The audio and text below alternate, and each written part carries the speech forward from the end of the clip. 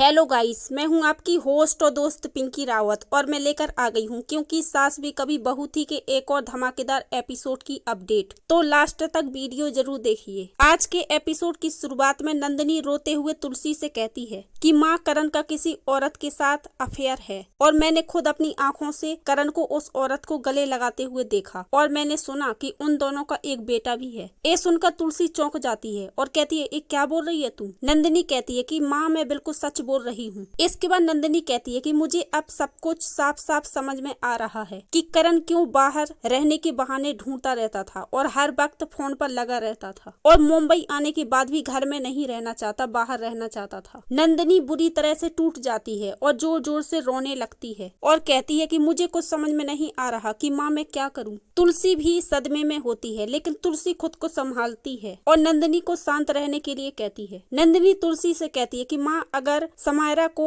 करण के अफेयर के बारे में पता चल गया तो क्या होगा? तुलसी नंदिनी को समझाती है और कहती है कि हो सकता है तुमने जो कुछ भी देखा और सुना वो आधा सच हो और जब तक तुम पूरा सच न जान लो तुम्हें कुछ भी नहीं करना चाहिए। तुलसी नंदिनी के आगे हाथ जोड़कर कहती है कि तुम समायरा को इस बारे में कुछ भी नहीं बताओगी और पूरी सच्चाई जाने बगैर कोई भी डिसीजन नहीं लोगी। नंदिनी तुलसी से कहती है कि माँ मैं क्या करूँ? ये सब कुछ जानने की बात की करण का किसी के साथ अफेयर है, मैं हाथ पर हाथ रखे बैठी रहूं, कुछ न करूं? तुलसी नंदिनी से कहती है कि नंदिनी तू मुझे अपनी माँ मानती है ना, तो अपनी माँ पर भरोसा रख। तुलसी नंदिनी से वादा करती है कि अगर सच में करण ने ऐसा कुछ भी किया है ना और उसका अफेयर किसी और औरत के साथ है तो मैं तेरा साथ दूंगी, करण का नहीं। तुलसी कहती है तू चिंता मत कर, मैं करण के अफेयर की सच्चाई पता लगाऊंगी। तुलसी नंदिनी को भरोसा दिलाते हुए कहती है कि अगर करण ने सच में तेरे साथ कुछ भी गलत किया है तो मैं अपने बेटे के खिलाफ जाकर तेरे साथ खड़ी रहूंगी। तुलसी नंदिनी से कहती है कि मैं करण से बात करूंगी। तभी करण अचानक से वहां आ जाता है और तुलसी से पूछता है कि माँ आपको मुझसे क्या बात करनी है? तुलसी करण से पूछती है कि तू कहाँ था? दूसरी तरफ मुन्नी बहुत खुश होती है कि उसे अवार्ड मिला है और मुन्नी ऋतिक से पूछती है कि माँ ने मुझे अवार्ड लेते हुए देखा होगा ना? ऋतिक मुन्नी से कहता है कि ऑफ कोर्स देखा होगा और सब लोग तुम्हारे लिए बहुत खुश होंगे। इसके बाद कुछ लोग मुन्नी के पास आते हैं और उसे बधाई देते हैं कि आपको अवार्ड मिला है और कहते हैं कि आपकी कहानी बहुत ही इंस्पायरिंग है। इसके बाद फोटोग्राफर मुन्नी को फोटो खिंचवाने के लिए कहता है। मुन्नी ऋतिक का हाथ पकड़कर फोटो खिंचवाने लगती है। मैं आपकी सिंगल फोटो आपके अवार्ड के साथ लेना चाहता हूँ। इसी बीच ऋतिक का अकेलापन बहुत साफ दिखाई देता है और ऋतिक को ये बात चुभती है कि लोग सिर्फ मुन्नी की अकेले फोटो लेना चाहते हैं और ऋतिक उदास हो जाता है। ऋतिक चुपचाप दूर खड़ा हो जाता है और फोटोग्राफर मुन्नी की तस्वीरें खींचने लगता है। थोड़ी देर बाद कुछ लड़कियां मंजूरी के बारे में बात कर रही होती हैं और कहती हैं कि ये लड़की कहां से कहां पहुंच गई। वरना कुछ लोग ऐसे होते हैं जिनके पास सब कुछ होता है लेकिन वो जिंदगी में लूजर ही रहते हैं। ऋतिक ये सब सुन लेता है और दुखी हो जाता है। दूसरी तरफ तुलसी करण से पूछती है कि तेरा फोन भी बंद था, तू कहाँ था? करण तुलसी से कहता है कि माँ कुछ प्रॉब्लम है क्या? तुलसी कहती है कि मैंने जो कुछ भी पूछा उसका सही सही जवाब दो, कहाँ था तू? करण तुलसी को जवाब देता है कि माँ मैं मालाबार हिल्स प्रॉपर्टी देखने के लिए गया था। करण की बातों में हड़बड़ाहट साफ दिखाई देती है। करण तुलसी से कहता है कि वकील के साथ कुछ पेपर्स भी देखने थे और इतना टाइम लग गया तो मैंने डिनर भी कर लिया। करण कहता है कि मैं नहाकर फ्रेश हो जाता हूँ और करण वहाँ से चला जाता है। करण के जाते ही